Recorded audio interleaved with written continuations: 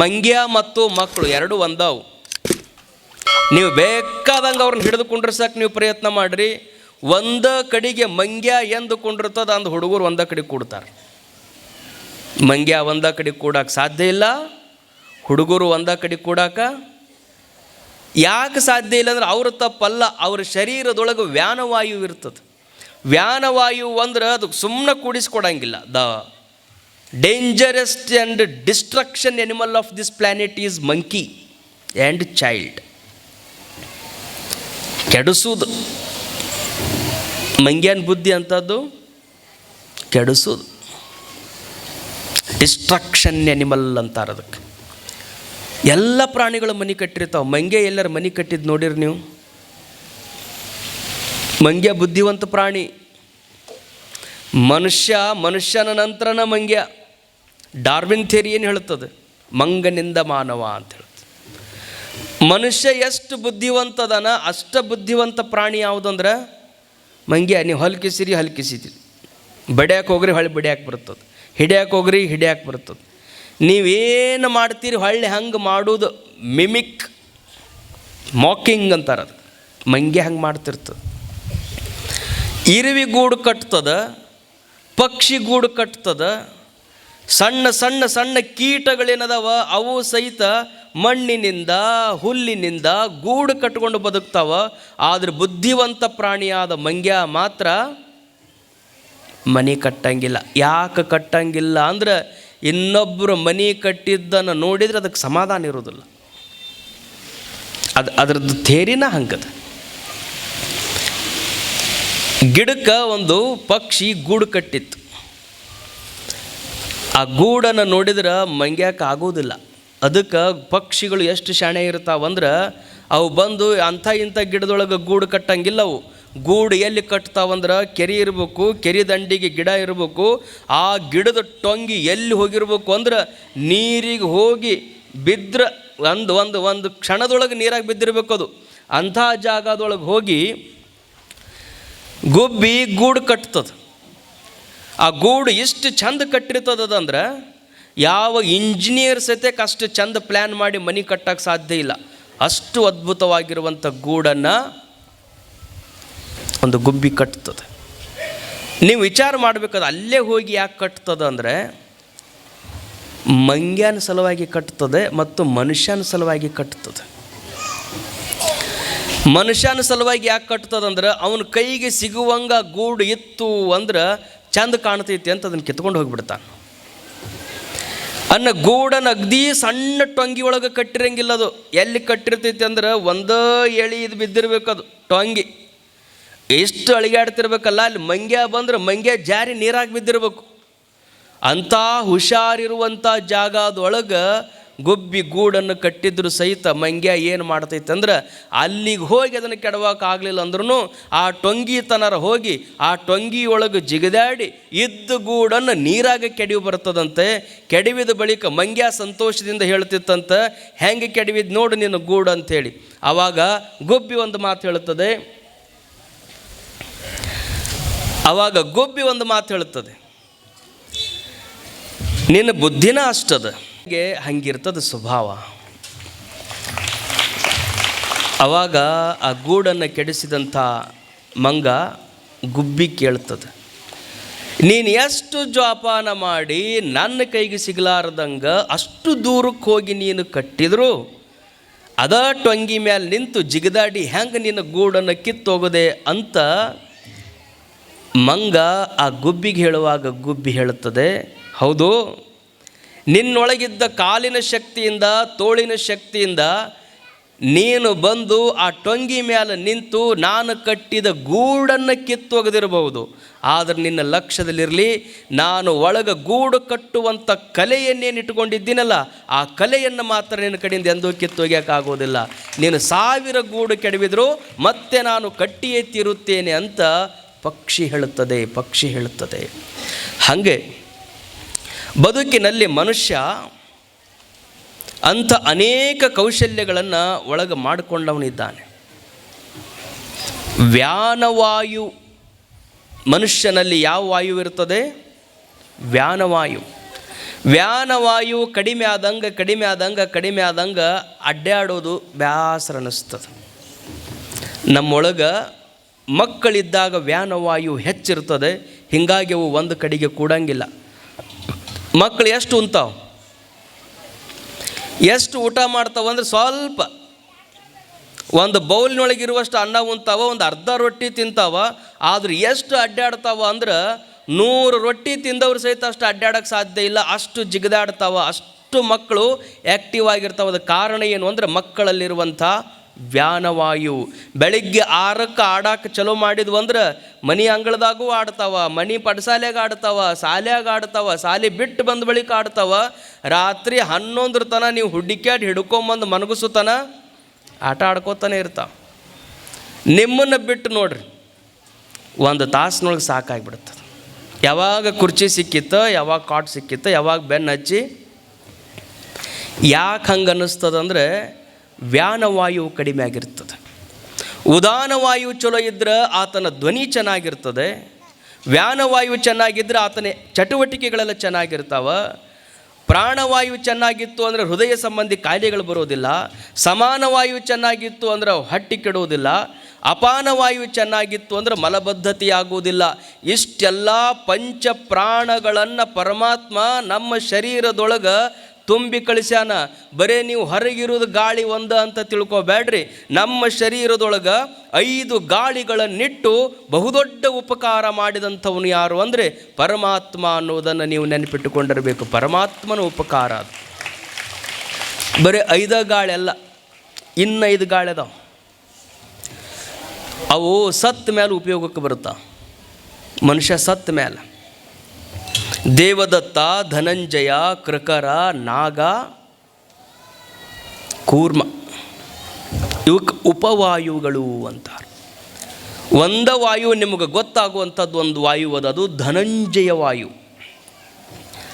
ಧನಂಜಯ ವಾಯು ಅಂದರೆ ಮನುಷ್ಯ ಸತ್ತ ಬಳಿಕ ನೀವು ಹಂಗೆ ಬಿಟ್ಟಿದ್ರಿ ಅಂದ್ರೆ 2 ರಿಂದ 3 ದಿವಸಕ್ಕೆ ಆ ಶರೀರ ಏನಾಗ್ತದೆ, ಉಬ್ಬುತ್ತದೆ. ಒಳಗೆ ಉಬ್ಬಬೇಕಂದ್ರೆ ಏನಾರು ಇರ್ಬೇಕಲ್ಲ. ಮನುಷ್ಯನ ಶರೀರ ಸತ್ತ ಬಳಿಕ ಉಬ್ಬುವಂಗೆ ಮಾಡುವುದೇ ಧನಂಜಯ ವಾಯು. ನಮ್ಮನ್ನು ಬಿಟ್ಟು ಎಲ್ಲ ಗಾಳಿ ಒಮ್ಮಗ್ಲೆ ಹೋಗಿರಂಗಿಲ್ಲ. ಬರೀ ಪ್ರಾಣವಾಯು ಒಂದ ಹೋಗಿರ್ತದೆ. ಒಂದ ಗಾಳಿ ನಮ್ಮನ್ನು ಕೈ ಬಿಟ್ಟು ಹೋದ ತಕ್ಷಣ ಮೂಗಿನಾಗ ಹಳ್ಳಿ ಇಟ್ಟು ಮತ್ತೆ ಹೊಳ್ಳಿ ಉಸಿರು ತೊಗೊಂಡ ನಾವು ಅಂಥೇಳಿ ತೊಟ್ಟಿಗೆ ಪೈಕೋಲ್ ಹಚ್ಚಿ ಮೂಗಿಗೆ ಹಳ್ಳಿ ಇಟ್ಟು ಉಸಿರಾಡಕ್ಕೆ ಬರ್ಲಾರ್ದಂಗೆ ಮಾಡಿಬಿಡ್ತಾರೆ ಅವನು. ಮುಖ್ಯ ಪ್ರಾಣ ಹೋಗಿತ್ತು ಅಂದರೆ ಉಳಿದೆಲ್ಲ ಪ್ರಾಣಗಳು ನಿಧಾನವಾಗಿ ಒಂದೊಂದು ನಮ್ಮನ್ನು ಕೈ ಬಿಡ್ತಾವ. ಮನುಷ್ಯನ ಶರೀರವನ್ನು ಕಟ್ಟಕಡಿಯದಾಗಿ ಕೈ ಬಿಡುವಂಥ ಗಾಳಿ ಯಾವುದು ಅಂದರೆ ಧನಂಜಯ ವಾಯು. ಹಾದಿಯೊಳಗೆ ನಾಯಿ ಸತ್ತಿತ್ತು ಅಂದ್ರೆ ನಾಯಿಯ ಹೊಟ್ಟೆ ಉಬ್ಬಿರ್ತದೆ ನೋಡಬೇಕು. ಆ ಹೊಟ್ಟೆ ಉಬ್ಬುವಂಗೆ ಮಾಡೋದು ಯಾವುದು ಅಂದರೆ ಧನಂಜಯ ವಾಯು. ಹೊಟ್ಟೆ ಉಬ್ಬುವುದು ಅಷ್ಟೇ ಅಲ್ಲ, ಉಬ್ಬಿದ ಹೊಟ್ಟೆ ಒಡೆಯುವಂತೆ ಮಾಡಿ ಕೊನೆಯದಾಗಿ ಮನುಷ್ಯನ ಶರೀರವನ್ನು, ಪ್ರಾಣಿಗಳ ಶರೀರವನ್ನು ಬಿಟ್ಟು ಹೋಗುವಂಥ ಗಾಳಿ ಅಂದರೆ ಅದು ಧನಂಜಯ ವಾಯು ಅಂತಾರೆ.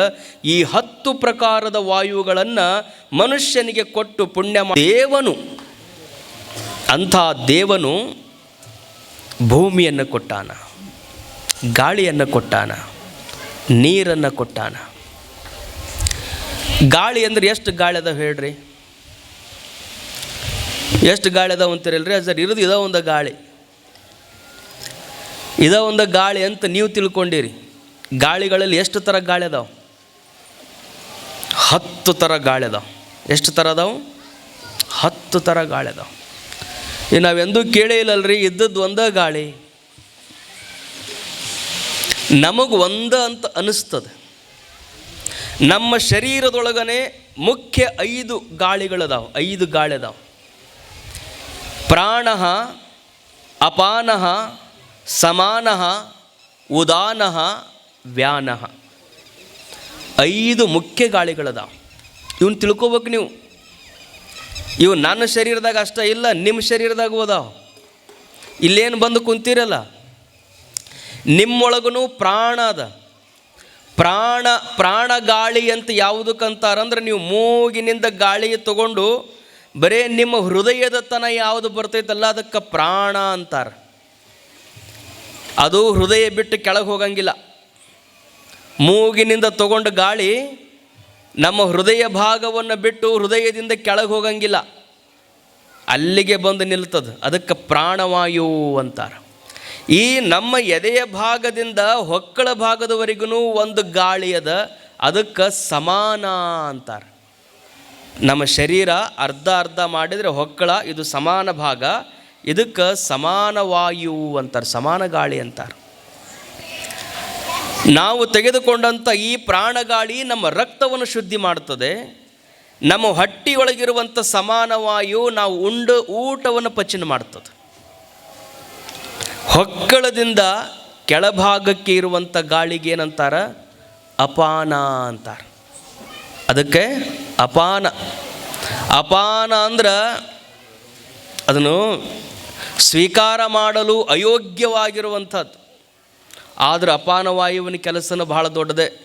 ಯಾಕಂದರೆ ನಾವು ಊಟ ಮಾಡಿದಂಥ ಊಟ ಬರೀ ಹೊಟ್ಟೆಯಾಗ ಕುಂತು ಅಂದ್ರೆ ಮುಂದೆ ಗತಿ ಹಂಗೆ. ಊಟ ಏನಾಗಬೇಕು? ವಿಸರ್ಜನಾಂಗದ ಮೂಲಕವಾಗಿ ಹೊರಗೆ ಹೋಗಬೇಕಾಗಿತ್ತು. ಅಂದರೆ ಅಪಾನವಾಯು ಅದು ಹೊಕ್ಕಳ ಬಿಟ್ಟು ಮೇಲೆ ಬರಂಗಿಲ್ಲ. ಹೊಕ್ಕಳದಿಂದ ಹೃದಯದ ತನ ಇರೋದು ಸಮಾನ, ಹೊಕ್ಕಳದಿಂದ ಕೆಳಗಿರುವಂಥದ್ದು ಅಪಾನ.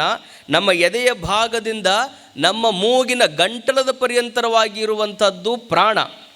ಈ ಗಂಟಲಿಂದ ಒಂದು ವಾಯು ಬರ್ತದೆ, ಅದಕ್ಕೆ ಉದಾನ ವಾಯು ಅಂತಾರೆ. ಉದಾನ ವಾಯು ಅಂದರೆ modulations of the sounds.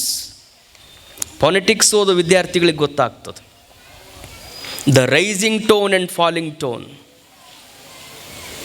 Modulation ನಡೀತದೆ. ನಮ್ಮ ಧ್ವನಿ ಒಳಗೆ ಕೆಲವು ಮಕ್ಕಳು ಎಷ್ಟು ಚಂದ ಹಾಡ್ತಿರ್ತಾವೆ, ಕೆಲವು ಜನ ಎಷ್ಟು ಚಂದ ಮಾತಾಡ್ತಿರ್ತಾರೆ. ನಿಮಗೂ ಗಂಟ್ಲದ, ಭಾಳ ಮಂದಿಗೆ ಮಾತಾಡಕ್ಕೆ ಬರೋದಿಲ್ಲ, ಭಾಳ ಮಂದಿಗೆ ಹಾಡಕ್ಕೆ ಬರೋದಿಲ್ಲ.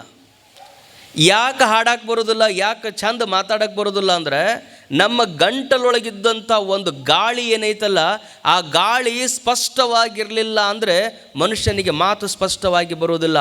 ಅದಕ್ಕೆ ಈ ಗಂಟಲಿಂದ ನಮ್ಮ ಮೇಲ್ಭಾಗಕ್ಕೆ, ಗಂಟಲಿಂದ ತಲೆಯವರೆಗೂ ಇರುವಂಥ ಗಾಳಿಗೆ ಉದಾನವಾಯು ಅಂತಾರೆ.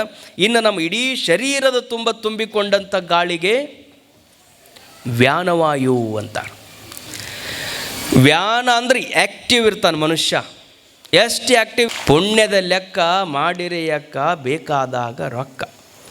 ನಿಮಗೆ ಸ್ವರ್ಗದೊಳಗೆ ಏನಾರ ಖರ್ಚು ಮಾಡೋಕೆ ರೊಕ್ಕ ಬೇಕಾಗಿದ್ದು ಅಂದ್ರೆ ಪುಣ್ಯ ಗಳಿಸ್ಕೋರಿ. ಪುಣ್ಯ ಮಾಡಿದ್ರಿ ಅಂದ್ರೆ ಆ ಪುಣ್ಯ ಅಲ್ಲಿ ನಡೀತೈತೆ ಹೊರತು ಈ ಹಾಳಿ ರೊಕ್ಕ ಆ ದೇಶದಾಗ ನಡೆಯಂಗಿಲ್ಲ. ಇಂಥ ದಾನಕ್ಕೆ ಹೆಸರಾದಂಥವನು ಅಂದರೆ ಕರ್ಣ. ಆತನ ಕಥೆಯನ್ನು ನೀವು ಕೇಳಲೇಬೇಕು. ಕರ್ಣ, ಅರ್ಜುನನಿಗೊಮ್ಮೆ ಮಾತ್ಸರ್ಯ ಬಂತು. ಏನು ಕರ್ಣ ಅಂತ ದಾನ ಮಾಡ್ತಾನೆ? ಇರುವುದ ಒಂದು ಸಣ್ಣ ರಾಜ್ಯ, ಅವನಿಗಿಂತಲೂ ನಾ ಬೇಕಾದಷ್ಟು ದಾನ ಮಾಡಬಲ್ಲೆ. ಕೃಷ್ಣನನ್ನು ಕೇಳಿದ. ದಾನ ಅಂದ ತಕ್ಷಣ ಎಲ್ಲರೂ ಯಾಕೆ ಕರ್ಣಂದ ಹೆಸರು ಯಾಕೆ ಹೇಳ್ತಾರೆ? ಕರ್ಣನಿಗಿಂತಲೂ ನಾನು ಹೆಚ್ಚು ದಾನ ಮಾಡ್ತೀನಿ ಅಂತ ಅರ್ಜುನ ಅಂದ. ಅರ್ಜುನ, ಹಾಗಾಗೋದಿಲ್ಲ. ಬಿಲ್ವಿದ್ಯೆ ಅಂದರೆ ನೀನು, ದಾನ ಅಂದರೆ ಕರ್ಣನೇ. ಕರ್ಣ ನನ್ನ ದಾನದಲ್ಲಿ ಸೋಲಿಸುವವರಿಲ್ಲ. ಅದು ಹೆಂಗ? ಪ್ರಸಂಗ ಬಂದಾಗ ನಿನಗೆ ತಿಳಿಸ್ತೀನಿ ಅಂತ ಪರಮಾತ್ಮ. ಮಹಾಭಾರತದ ಯುದ್ಧ ನಡೆದಿತ್ತು. ಅಕ್ಷೋಹಿಣಿ ಸೈನ್ಯವೆಲ್ಲ ನಾಶವಾಗಿತ್ತು. ದುರ್ಯೋಧನಾದಿಯಾಗಿ ಎಲ್ಲರ ಶವಗಳು ಬಿದ್ದಿದ್ವು. ಕರ್ಣನ ಪ್ರಾಣ ಇನ್ನೂ ಸ್ವಲ್ಪ ಉಳಿದಿತ್ತು. ಅರ್ಜುನ ಹೊಡೆದಂಥ ಬಾಣ, ಪರಮಾತ್ಮ ತಿಳಿಸಿಕೊಟ್ಟಂಥ ಜಾಗಕ್ಕೆ ಕರ್ಣನಿಗೆ ಅವ ಏನು ಹೊಡೆದ ಆ ಕರ್ಣನ ಪ್ರಾಣ ಪಕ್ಷಿ ಹಾರುವುದಿತ್ತು. ಅವನು ಲಕ್ಷ ಹೆಣಗಳ ಮಧ್ಯದಲ್ಲಿ ಕರ್ಣ ಮಲಗಿದ್ದ. ಅಷ್ಟೊತ್ತಿಗೆ ಒಂದು ದೂರದಿಂದ ಒಂದು ಧ್ವನಿ ಕೇಳಿತು.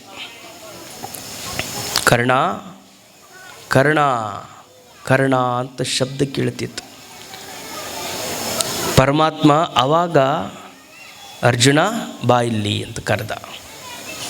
ದೂರದಲ್ಲಿ ಯಾರೋ ಒಬ್ಬರು ಕರ್ಣ ಕರ್ಣ ಕರ್ಣ ಅಂತ ಕೂಗ್ತಿದ್ರು. ಯಾಕೆ ಅಂತ ಪರಮಾತ್ಮ ಅಲ್ಲೇ ನಿಂತು ಆ ಕೂಗುವಂಥವನ ಕಿವಿಗೆ ಬೀಳುವಂಗೆ ಮಾಡಿದ.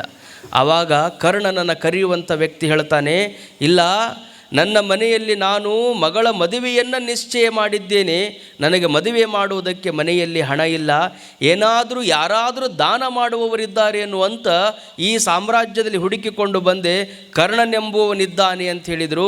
ಎಲ್ಲದಾನ ಅಂತ ಕೇಳಿದೆ, ಯುದ್ಧ ನಡೆದದ ಯುದ್ಧ ಭೂಮಿಯೊಳಗದಾನ ಅಂತ ಹೇಳಿದರು. ಅದಕ್ಕೆ ಈ ಯುದ್ಧ ಭೂಮಿಯಲ್ಲಿ ಕರ್ಣನನ್ನು ಹುಡುಕಿಕೊಂಡು ಬಂದೀನಿ, ಅವನಿಂದ ಏನಾದರೂ ಪಡೆದು ಹೋಗಬೇಕು ಅಂತ ಬಂದೀನಿ ಅಂತ ದೂರದಲ್ಲಿ ಕೂಗ್ತಿದ್ದಂಥ ಆ ಬಡ ಬ್ರಾಹ್ಮಣ ಹೇಳುತ್ತಿರುವಂಥದ್ದನ್ನು ನಿಧಾನವಾಗಿ ಹೆಣಗಳ ರಾಶಿಯ ಮಧ್ಯದಲ್ಲಿ ಮಲಗಿದಂಥ ಕರ್ಣ ಕೇಳಿಸಿಕೊಂಡ. ಸಹಾಯವನ್ನು ಬೇಡಿ ದಾನಕ್ಕಾಗಿ ಬಂದಿರುವಂಥ ಆ ಆರ್ತನಾದವನ್ನು ಕೇಳಿಸಿಕೊಂಡು ತಂದ ಪ್ರಾಣ ಹೊಂಟದ, ಕೈಕಾಲೊಳಗೆ ಶಕ್ತಿ ಇಲ್ಲ. ಅಂಥ ಸಮಯದಲ್ಲಿ ಕರ್ಣ ಅಂತ ಕರೆದ ತಕ್ಷಣವೇ ನಾನು ಇಲ್ಲಿದ್ದೀನಿ ಅಂತ ಆ ಹೆಣಗಳ ಮಧ್ಯದಲ್ಲಿನೇ ಕರ್ಣ ಎದ್ದು ಕೂತು ಕೈ ಮಾಡಿ ಅವರನ್ನು ಕರೆದು ತಾನು ತೊಟ್ಟಂತಹ ಖಡ್ಗವನ್ನು ಕೊನೆಯ ಕ್ಷಣದಲ್ಲಿ ಆ ಬ್ರಾಹ್ಮಣನಿಗೆ ನೀಡಿ ತನ್ನ ಪ್ರಾಣವನ್ನು ಬಿಟ್ಟ ಅಂತೆ. ಅದಕ್ಕೆ ದಾನ ಅಂದರೆ ಕರ್ಣನನ್ನು ಬಿಟ್ಟರೆ ಮತ್ಯಾರು ದಾನಿಗಳಿಲ್ಲ ಅಂತ ಮಹಾಭಾರತದಲ್ಲಿ ಕಥೆಯನ್ನು ಕೇಳ್ತೀವಿ. ಆ ದೃಶ್ಯವನ್ನು ನೋಡಿದಾಗ ಅರ್ಜುನನಿಗೆ ಅನ್ನಿಸ್ತದೆ, ಕೊನೆಯ ಕ್ಷಣದಲ್ಲೂ ಸಹಿತ ದಾನ ಗುಣವನ್ನು ಬಿಡದೆ ದಾನಕ್ಕಾಗಿಯೇ ತನ್ನ ಬದುಕನ್ನು ಮೀಸಲಾಗಿರಿಸಿದಂಥವನು ಕರ್ಣ ಅಂತ ಅರ್ಜುನನ ಕಣ್ಣಲ್ಲೂ ಸಹಿತ ನೀರು ಹರಿಯುವಂಥದ್ದನ್ನು ನೋಡ್ತಾರೆ ಅಂತೇಳಿ. ಅಂದರೆ ದಾನ ಅಂದ್ರೇ ಕರ್ಣ. ಅಂಥ ದಾನ ಪರಂಪರೆ ಬರೇ ಮಹಾಭಾರತದ ಕಥೆಯಾಯಿತು. ಆಧುನಿಕ ಕಾಲದಲ್ಲಿ ಅಂಥ ಕರ್ಣನಂಥವ್ರು ಯಾರು ಅದಾರೇನು ಅಂತ ಪ್ರಶ್ನೆ ಮಾಡಿದರೆ ಲಕ್ಷ್ಯದಲ್ಲಿರಲಿ, ಆಧುನಿಕ ಭಾರತದ ಇತಿಹಾಸದಲ್ಲಿ ದಾನಶೂರ ಮಹಾಭಾರತದಲ್ಲಿ ಕರ್ಣ ಹೇಗೋ ಹಾಗೆ ಆಧುನಿಕ ಭಾರತದ ಇತಿಹಾಸದಲ್ಲಿ ದಾನಶೂರ ಕರ್ಣ ಅಂದರೆ ಅದು ಸಿರಸಂಗಿಯ ಲಿಂಗರಾಜ ಮಹಾರಾಜ ಅನ್ನೋದನ್ನು ನಾವು ನೆನಪಿನಲ್ಲಿಟ್ಕೋಬೇಕು. ಏನು ದಾನ ಮಾಡ್ಯಾರ್ರಿ ಅವ್ರ ನೀವು ಕೇಳ್ಬೋದು. ಸಿರಸಂಗಿ ಸಂಸ್ಥಾನವನ್ನೇ ಸಮಾಜಕ್ಕಾಗಿ ದಾನವಾಗಿ ನೀಡಿದ್ದಾರೆ. ಒಬ್ಬ ಮನುಷ್ಯ ಎಷ್ಟು ನೀಡಕ್ಕೆ ಸಾಧ್ಯ ಐತಿ ಅಂದರೆ, ಅವರು ಮೃತ್ಯು ಪತ್ರದಲ್ಲಿ ಲಿಂಗರಾಜರು ಬರೆದಿದ್ದರು, ಏನು, ನನ್ನ ಆಸ್ತಿಯನ್ನೆಲ್ಲ ಸಮಾಜಕ್ಕಾಗಿ ನಾನು ದಾನ ನೀಡಿದ್ದೇನೆ. ಯಾಕೆ ಸಮಾಜಕ್ಕೆ ಅವ್ರು ಕೊಟ್ಟರು ಅಂದರೆ ಅವ್ರಿಗೆ ಮಕ್ಕಳಿರಲಿಲ್ಲ. 7 ಮದುವೆ ಆಗಿದ್ರೂ ಮಕ್ಕಳಾಗಿದ್ದಿಲ್ಲ. ಮಕ್ಕಳಿಲ್ಲ ಅನ್ನುವಂಥ ನೋವು ಅವರಿಗಿದ್ರೂ ಮುಂದೆ ಅವ್ರಿಗೆ ವಿಚಾರ ಬಂತು, ನನ್ನ ಹೊಟ್ಟೆಯೊಳಗೆ ಹುಟ್ಟಿದ್ವು ಅಷ್ಟೇ, ನಾನು ಯಾಕೆ ಮಕ್ಕಳು ಅಂತ ತಿಳ್ಕೋಬೇಕು. ಯಾವ ಬಡ ಮಕ್ಕಳದಾವ, ಯಾವ ಅನಕ್ಷರಸ್ಥ ಮಕ್ಕಳದಾವ, ಯಾವ ಮಕ್ಕಳ ಹೊಟ್ಟೆಗೆ ಹಿಟ್ಟಿಲ್ಲದೆ ನನ್ನ ರಾಜ್ಯದೊಳಗೆ ಅಡ್ಡಾಡಕತ್ತಾವ, ಅವು ಎಲ್ಲ ನನ್ನ ಮಕ್ಕಳದಾವ. ಅವುಗಳಿಗೆ ಶಿಕ್ಷಣ ಕೊಟ್ವಿ ಅಂದ್ರೆ, ಅವುಗಳಿಗೆ ಅಕ್ಷರವನ್ನು ಕಲಿಸಿದ್ವಿ ಅಂದರೆ ಆ ಮಕ್ಕಳೆಲ್ಲ ಮುಂದೊಂದು ಕಾಲಕ್ಕಂತಾವ. ಹುಟ್ಟಿಸಿದ ಅಪ್ಪ ಒಬ್ಬನಾದರೆ ಶಿಕ್ಷಣ ಕೊಟ್ಟಿರುವಂಥ ಅಪ್ಪ ಲಿಂಗರಾಜ ಅಂತ ನಾನು ನೆನೆಸಿಬಿಟ್ರೆ ಸಾಕು, ಅವೆಲ್ಲ ನನ್ನ ಮಕ್ಕಳ ಅಕ್ಕವಂತ ಇಡೀ ತನ್ನ ಸಾಮ್ರಾಜ್ಯದ ಸಮಸ್ತ ಆಸ್ತಿಯನ್ನೆಲ್ಲ ಸಿರಸಂಗಿ ಎಜುಕೇಷನ್ ಟ್ರಸ್ಟ್ ಅಂತ ಮಾಡಿ ಇಡೀ ತನ್ನ ರಾಜ್ಯದ ಆಸ್ತಿಯನ್ನೆಲ್ಲ ಆ ಟ್ರಸ್ಟಿಗೆ ಕೊಟ್ಟ. ಆ ಟ್ರಸ್ಟಿನಿಂದ ಬಡ ಮಕ್ಕಳಿಗೆ ವೇತನ ರೂಪದಲ್ಲಿ ಆ ಟ್ರಸ್ಟಿನ ಎಲ್ಲ ಅಧಿಕಾರಿಗಳು ನೀಡ್ತಾ ಬಂದರು. ಹೀಗಾಗಿ ಲಿಂಗರಾಜ ಮಾಡಿದಂಥ ದಾನ ಸಣ್ಣದಲ್ಲ. ಯಾಕೆ ಸಣ್ಣದಲ್ಲ ಅಂದರೆ, ಅಷ್ಟೆಲ್ಲ ದಾನ ಮಾಡಿದ ಬಳಿಕ ಅವರು ಮೃತ್ಯು ಪತ್ರದಲ್ಲಿ ಬರೀತಾರೆ, ಒಮ್ಮೆ ನಾನು ದಾನ ರೂಪದಲ್ಲಿ ಇಷ್ಟೆಲ್ಲ ನಾನು ನೀಡೀನಿ ಅಂದ ಬಳಿಕ ಆ ದಾನದಲ್ಲಿ ನನ್ನ ಯಾವ ಹಕ್ಕು ಇಲ್ಲ.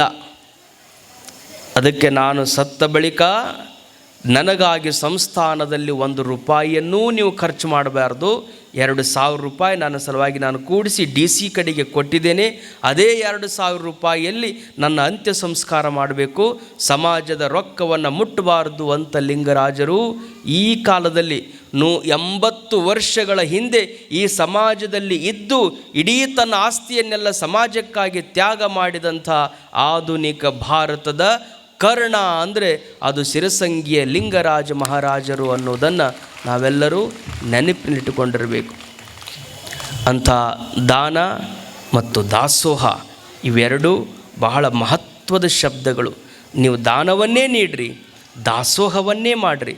ಅದರೊಳಗೆ ಇರಬೇಕಾಗಿರುವಂಥ ಗುಣ ಯಾವುದು ಅಂದರೆ ನಿರಹಂಕಾರ ಬುದ್ಧಿ. ಕೊಡಬೇಕು, ಅದರಲ್ಲಿ ನನ್ನದು ಏನು ಇಲ್ಲ ಅನ್ನುವಂಥ ಭಾವದಿಂದ ಕೊಟ್ಟರೆ ಅಂದರೆ ನಿಮ್ಮ ಲಕ್ಷ್ಯ ಇರಲಿ. ಮರಕ್ಕೆ ಬಾಯಿ ಬೇರೆಂದು ತಳಕ್ಕೆ ನೀರ ನೆರೆದರೆ ಮೇಲೆ ಪಲ್ಲವಿಸಿತ್ತು ನೋಡ. ಲಿಂಗದ ಬಾಯಿ ಜಂಗಮನೆಂದು ಪಡಿಪದಾರ್ಥವ ನಿಕ್ಕಿದೊಡೆ ಮುಂದೆ ಸಕಲಾರ್ಥವ ನೀವ ನಮ್ಮ ಕೂಡಲ ಸಂಗಮ ದೇವ. ಒಮ್ಮೆ ನೀವಂಥ ತ್ಯಾಗ ರೂಪದ ಗಿಡಕ್ಕೆ ಆ ಬೇರಿಗೆ ನೀವು ನೀರು ಹಾಕಿದ್ರಿ ಅಂದ್ರೆ ನೀವು ಕೊಟ್ಟದ್ದು ಎಲ್ಲಿ ಹೋಗಂಗಿಲ್ಲ. ಬೇರಿಗೆ ನೀವು ಗೊಬ್ಬರ ಹಾಕಿ ನೀರು ಹಾಕಿದ್ರಿ ಅಂದ್ರೆ ಮ್ಯಾಲೆ ಹೆಂಗೆ ಅದು ಚಿಗುರು ಒಡೆದು ಹಣ್ಣುಗಳಾಗಿ ಕಾಯಿಗಳಾಗಿ ನೆರಳಾಗಿ ಹೆಂಗೆ ಗಿಡದೊಳಗೆ ಅದು ನಿಲ್ತದಲ್ಲ, ಹಂಗೆ ನೀವು ದಾನ ರೂಪದಲ್ಲಿ ನೀವು ಏನೇ ತ್ಯಾಗ ಮಾಡಿದರೂ ಮುಂದೆ ನಿಮ್ಮ ಸಲುವಾಗಿಯೇ ಪರಮಾತ್ಮದೆಲ್ಲವನ್ನು ಮರಳಿ ನೀಡ್ತಾನೆ ಅನ್ನುವಂಥದ್ದನ್ನು ಮಹಾತ್ಮ ಬಸವಣ್ಣನವರು ಹೇಳ್ತಾರೆ. ನೀವು ಕೊಟ್ಟದ್ದು ಅದು ಮತ್ತೆ ನಿಮಗೇ ಬರ್ತದೆ. ನೀವು ಮನ್ಯಾಗ ಕೂಸಿಗೆ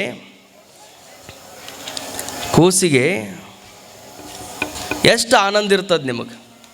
ತಾಯಿ ರೊಟ್ಟಿ ಮಾಡ್ಕೋಂತ ಇದ್ದಂಥ ತಾಯಿ ಒಂದು ಸಣ್ಣ ತುಪ್ಪ ಹಚ್ಚಿ ಮ್ಯಾಲೆ ಅದಕ್ಕೊಂದು ಸ್ವಲ್ಪ ಖಾರ ಸವರಿ ಒಂದು ರೊಟ್ಟಿ ಸುಳ್ಳಿ ಸುತ್ತಿ ನೀವು ನಿಮ್ಮ ಮಕ್ಕಳ ಕೈಯಾಗ ಕೊಟ್ಟಿರ್ತೀರಿ. ಅದು ತಿನ್ಕೋಂತ ಹಿಂಗೆ ಹೋಗಿ ಬಂದು ಅದರಾಗ ಇನ್ನೂ ಒಂದು ಸ್ವಲ್ಪ ಉಳಿದಿರ್ತದೆ. ಸ್ವಲ್ಪ ಉಳಿದದ್ದನ್ನು ತಂದು ನಿಮಗೆ ತಿನ್ನಿಸಿದ ಅಂತ ತಿಳ್ಕೊರಿ. ಅವಾಗ ನೀವೇನು ಮಾಡ್ತೀರಿ? ತಿಂದು ಗಪ್ಕೊಂಡಿರ್ತೀರೇನು? ಮತ್ತೇನು ಮಾಡ್ತಾಳೆ ತಾಯಿ? ನೀವೊಬ್ಬರು ಕೊಟ್ಟಿರಿಲ್ಲ ಹಂಗೆ ರೊಟ್ಟಿ ಸುಳಿ ಸುತ್ತಿ ಒಂದು ಮಕ್ಕಳರ ತಂದು ನಿಮ್ಗೆ ಹೊಳೆ ತಿನ್ನಿಸ್ಯಾವಿಲ್ಲ? ತಿನ್ನಿಸಿರ್ತಾವ. ಕೂಸು ತಂದು ಹೊಳ್ಳಿ ನೀವು ಮಾಡಿದ ರೊಟ್ಟಿ, ನೀವು ಹಚ್ಚಿದ ತುಪ್ಪ, ನೀವು ಹಚ್ಚಿದ ಖಾರ ನೀವ ಹುಡುಗನ ಕೈಯಾಗ ಕೊಟ್ಟಿರಿ. ಅದು ತಿಂದದ ತನಗೆ ಉಳಿದದ್ದು ನಮ್ಮವು ಸ್ವಲ್ಪ ತಿನ್ನಲಿ ಅಂತ ತಂದು ಬಾಯಾಗಿಟ್ಟ ತಕ್ಷಣನೇ ನಾ ಮಾಡಿದ ರೊಟ್ಟಿ ನನ್ನ ಮಗ ನನಗೆ ತಿನ್ನಿಸಿದ ಅಂತ ನೀವು ಇಷ್ಟು ಖುಷಿ ಹಾಕಿರಲ್ಲ, ಮತ್ತೊಂದು ರೊಟ್ಟಿ ತೊಗೊಂಡು ಮತ್ತೆ ಅದಕ್ಕೆ ಬೆಣ್ಣೆ ಹಚ್ಚಿ ಹೆಂಗೆ ಅವನ ಕೈಯಾಗ ಕೊಡ್ತೀರಿ? ಹಂಗೆ ಪರಮಾತ್ಮ ಅವನ ಎಲ್ಲ ಕೊಟ್ಟು ನಿಮಗೆ ಕಳಿಸ್ಯಾನ, ತಾಯಿ ರೂಪದೊಳಗೆ ಕೊಟ್ಟು ಕಳಿಸ್ಯಾನ. ನಿಮಗೆ ಕೊಟ್ಟಿದ್ರೊಳಗನ ಪರಮಾತ್ಮನಿಗೂ ಸ್ವಲ್ಪ ಇರಲಿ ಅಂತ ನೀವು ಒಂದು ತುತ್ತು ಕೊಟ್ರೆ ಮತ್ತೆ ನಿಮಗೆ ರೊಟ್ಟಿ ರೂಪದೊಳಗೆ ತಾಯಿ ಕೊಟ್ಟಂಗೆ ಸಂಪತ್ತನ್ನು ಪರಮಾತ್ಮ ನಿಮಗೆ ಮತ್ತೆ ಮತ್ತೆ ನೀಡ್ತಾನೆ ಇರ್ತಾನೆ. ಅದಕ್ಕೆ ಕೊಟ್ಟಿದ್ದು ಕೆಟ್ಟಿತನ ಬೇಡ, ಮುಂದೆ ನಿನಗೆ ಕಟ್ಟಿಟ್ಟ ಬುತ್ತಿ ಅಂತ ಸರ್ವಜ್ಞ ಹೇಳುವ ಹಾಗೆ ದಾನರೂಪ ಬಹಳ ಮಹತ್ವದ್ದು. ಇವು ನಮ್ಮ ಬದುಕಿನ ಮೌಲ್ಯಗಳಿವು. ನಾವು ಬಹಳಷ್ಟು ಜನ ಪೂಜಾ ಮಾಡ್ತೀವಿ, ಬಹಳಷ್ಟು ಜನ ದಾನ ಮಾಡ್ತೀವಿ, ಬಹಳಷ್ಟು ಜನ ದಾಸೋಹ ಮಾಡ್ತೀವಿ. ಆದರೂ ಅದರ ಫಲ ನಮಗೆ ಯಾಕೆ ಸಿಗಂಗಿಲ್ಲ ಅಂದ್ರೆ ಒಳಗೆ ಭಾವನೆ ಇರ್ತದೆ, ಅಹಂಕಾರ ಭಾವ ಇರ್ತದೆ. ನಾನಾ ಇವತ್ತು ಇದನ್ನು ಮಾಡಿಸೀನಿ ರೀ, ಬಂದವರಿಗೆಲ್ಲ ಸಿದ್ಧಾರೂಢಜ್ಜನ ಮಠದಾಗ ನಾನಾ ಊಟ ಮಾಡಿಸಿ ನೋಡ್ರಿ, ಇವತ್ತು ನಾನಾ ಊಟ ಮಾಡಿಸಿ ನೋಡ್ರಿ ಅಂದ್ರೆ ಸಿದ್ಧಾರೂಢಜ್ಜ ಅಂತಾನ, ನಾ ಕೊಟ್ಟಿ ಅಂತ ನೀನು ಊಟ ಮಾಡಿಸಿಯಪ್ಪ, ನಾನಾ ಕೊಡದಿದ್ರು. ಅವ್ರಂತಾರ, ಸುರಿಯುವ ಮಳೆ ಸುರಿಯದಿರ್ದರೆ, ಬೆಳೆವ ಬೆಳೆ ಬೆಳೆಯದಿರ್ದರೆ ಇವರೇತರ್ಗೆ ನೀಡುವರಯ್ಯ ರಾಮನಾಥ.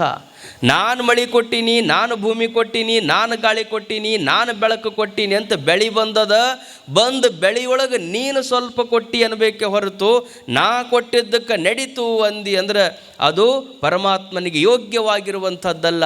ಅದಕ್ಕೆ ನಾನೇನೂ ಅಲ್ಲಪ್ಪ ನಿಂದ ಅಂತ ಅಂದ್ಬಿಟ್ವಿ ಅಂದರೆ ಅದು ಪರಮಾತ್ಮನಿಗೆ ಬಹಳ ಪ್ರೀತಿ ಆಗ್ತದೆ. ಅವನು ನಮ್ಮನ್ನು ಬಿಟ್ಟು ಎಲ್ಲಿ ಹೋಗಂಗಿಲ್ಲ. ಅಂಥ ಭಕ್ತನ ಹೃದಯದಲ್ಲಿನೇ ಪರಮಾತ್ಮ ವಾಸವಾಗಿರ್ತಾನೆ. ಆ ಕಾರಣದಿಂದ ನೀವು ಮಾಡಿದಂಥ ಪೂಜೆ ಸಾರ್ಥಕ ಆಗಬೇಕಾಗಿತ್ತು ಅಂದರೆ ಅಹಂಕಾರ ತ್ಯಾಗ ಆಗಿರಬೇಕು.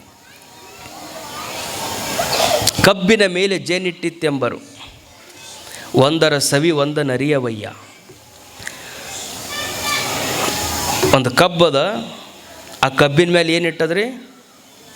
ಜೇನಿಟ್ಟದ. ಕಬ್ಬು ಹೆಂಗದ? ಸಿಹಿ ಅದ. ಜೇನು ಹೆಂಗದ? ಸಿಹಿ ಅದ. ಕಬ್ಬೂ ಸಿಹಿ ಅದ, ಜೇನು ಸಿಹಿ ಅದ.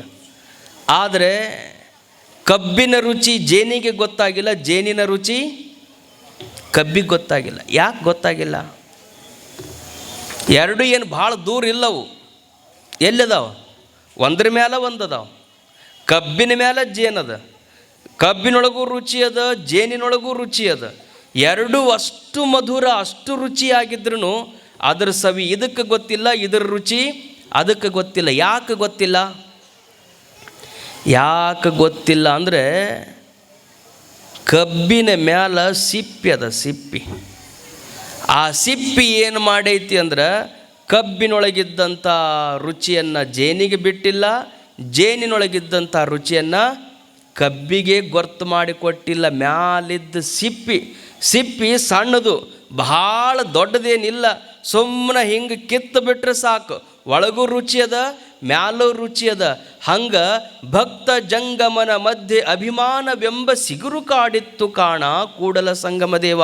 ನೀವು ಎಲ್ಲರೂ ಪರಮಾತ್ಮನ ಪ್ರತಿರೂಪನ ಅದಿರಿ, ಅಹಂಕಾರ ಅನ್ನುವಂಥ ಸಿಪ್ಪಿ ಮ್ಯಾಲ ಬಂದಿದ್ದರಿಂದ ಭಕ್ತ ಆಗಿಕೊಳ್ಳದಾನ, ದೇವರು ದೇವರಾಗಿಕೊಳ್ಳದಾನ. ದೇವರು ಭಕ್ತನ ನಡುವಿನ ಗಾಡಿ ಬೀಳಬೇಕಾಗಿತ್ತು ಅಂದ್ರೆ ಅಹಂಕಾರ ಹೋಗಬೇಕು ಅಂತ. ಅಹಂಕಾರ ಒಂದ ನಮ್ಮನ್ನು ಸಣ್ಣವ್ರನ್ನ ಮಾಡ್ಯದ, ಅಹಂಕಾರ ಇಲ್ಲದ ದೇವರಾಗ್ಯದ.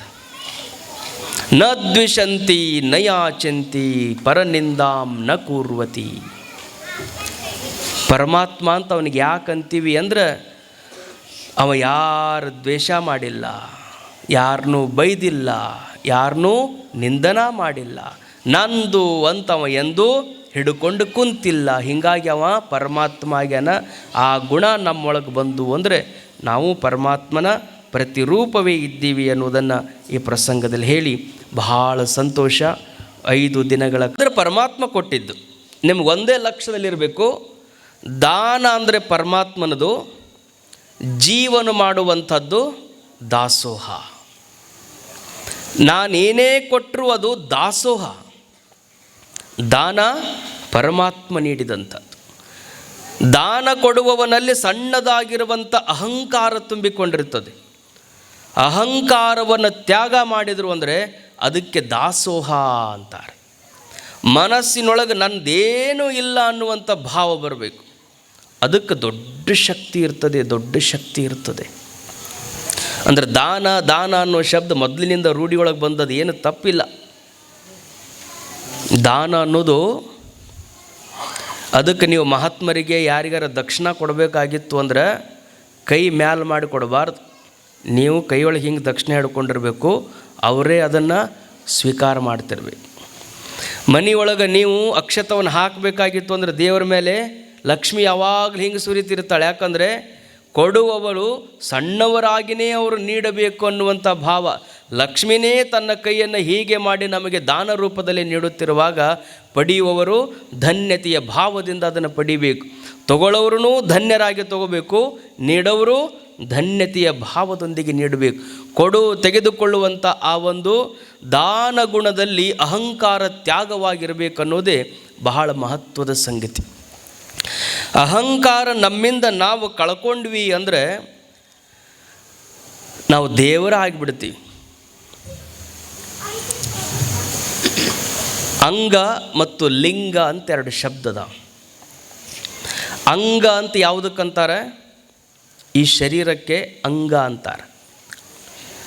ಅಂಗ ಅಂದರೆ ಜೀವ, ಅಂಗ ಅಂದರೆ ಶರೀರ, ಅಂಗ ಅಂದರೆ ಮನುಷ್ಯರು. ಈ ಅಂಗ ಲಿಂಗವಾಗಬೇಕು. ಲಿಂಗ ಆಗೋದಂದರೆ ದೇವರಾಗಬೇಕು. ಜೀವನಿದ್ದವನು ದೇವನಾಗಬೇಕು, ಅಂಗ ಇದ್ದವನು ಲಿಂಗನಾಗಬೇಕು, ಜೀವಾತ್ಮನಿದ್ದವನು ಪರಮಾತ್ಮನಾಗಬೇಕು. ಅಂಗ ಇದ್ದಿದ್ದು ಲಿಂಗ ಆಗಬೇಕು ಅಂದ್ರೆ ಏನು ಮಾಡಬೇಕು ಅಂದರೆ, ನೀವು ಬರೆದು ನೋಡ್ರಿ, ಅ ಅನ್ನೋ ಶಬ್ದವನ್ನು ನೀವು ಬರೆದ್ರಿ ಅಂದ್ರೆ ಹೊಟ್ಟೆಯಾಗ ಒಂದು ಗೆರೆ ಅದ. ಅ ಶಬ್ದದಲ್ಲಿ ಹೊಟ್ಟೆಯೊಳಗೆ ಒಂದು ಗೆರೆ ಅದ, ಅದರ ಮುಂದೆ ಪೂಜೆ ಬರಿತೀರಿ, ಆಮೇಲೆ ಗ ಬರಿತೀರಿ, ಅದು ಅಂಗ ಆಕ್ಕದ. ಲಿಂಗ ಬರೆಯುವಾಗ ಲೀ ಬರಿತೀರಿ, ಹೊಟ್ಟೆಗಿನ ಗೆರೆ ಇರಂಗಿಲ್ಲ, ಎರಡೂ ಕಡೆಗೆ ಗಂಟಿರ್ತದೆ, ಆಮೇಲೆ ಪೂಜೆ ಮಾಡ್ತೀರಿ, ಆಮೇಲೆ ಗ ಬರಿತೀರಿ.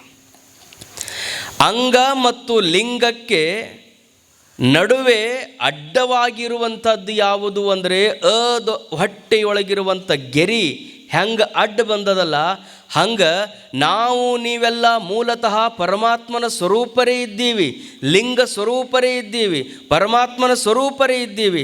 ಆದರೆ ನಮ್ಮ ಮಧ್ಯದಲ್ಲಿ ಅಹಂಕಾರ ಎನ್ನುವ ಅಡ್ಡಗೆರೆ ಬಂದಿದ್ದರಿಂದ ನಾವು ಜೀವರಾಗೀವಿ, ನಾವು ದುಃಖಿಗಳಾಗೀವಿ. ಅಹಂಕಾರದ ಅಡ್ಡಗೆರೆಯನ್ನು ತೆಗೆದುಬಿಟ್ಟಿವಿ ಅಂದ್ರೆ ನಾವೆಲ್ಲ ಪರಮಾತ್ಮನ ಪ್ರತಿರೂಪರೇ ಇದ್ದೀವಿ ಅನ್ನೋದನ್ನು ನಾವೆಲ್ಲರೂ ಅರ್ಥ ಮಾಡ್ಕೋಬೇಕು. ಅಹಂಕಾರ ನಾಶ ಆಗಬೇಕು. ಅಹಂಕಾರ ನಮ್ಮಿಂದ ದೂರ ಹೋಗಿಬಿಡಬೇಕು. ಅಹಂಕಾರ ಹೋಯಿತು ಅಂದ್ರೆ ಮನಿ ಆನಂದ ಇರ್ತದೆ ನೋಡ್ರಿ. ನಾನು ಅತ್ತಿ ಅನ್ನುವ ಅಹಂಕಾರ ಅಲ್ಲಿಂದ ಹೋಗಬೇಕು. ನಾನು ದುಡಿದು ತರವ ಅನ್ನುವಂಥ ಅಹಂಕಾರ ಅವರಿಂದ ದೂರ ಆಗಬೇಕು. ನಾನಾ ಮನ್ಯಾಗ ಮಾಡಿ ಹಾಕಾಕಿ ಅನ್ನುವಂಥ ಅಹಂಕಾರ ನಮ್ಮಿಂದ ದೂರ ಹೋಗಬೇಕು. ಯಾರ್ಯಾರು ನಾನಿದ್ರೆ ಮನಿ, ನಾನಿದ್ರೆ ಹೊಲ, ನಾನಿದ್ರೆ ಎಲ್ಲ ಅಂತಾರಲ್ಲ, ಅವರೆಲ್ಲರೂ ಒಂದು ತಿಳ್ಕೊಂಬಿಡ್ಬೇಕು. ನಾನಿದ್ರ ಅಂತ ಎಲ್ಲ ಅಂತೀವಿ. ಅಂದಂಥವ್ರು ಎಷ್ಟೋ ಮಂದಿ ಹೋಗ್ಯಾರ.